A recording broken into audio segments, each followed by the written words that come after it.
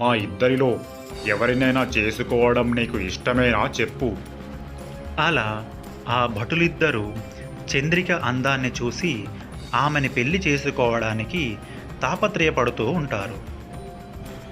దానికి చంద్రిక, మీలో ఎవరినైనా చేసుకోవడం నాకు ఇష్టమే అని, కానీ దానికి కూడా మా నాన్నగారి అంగీకారం కావాలి అని వాళ్ళిద్దరిని తమ ఊరికి రమ్మని అడుగుతుంది.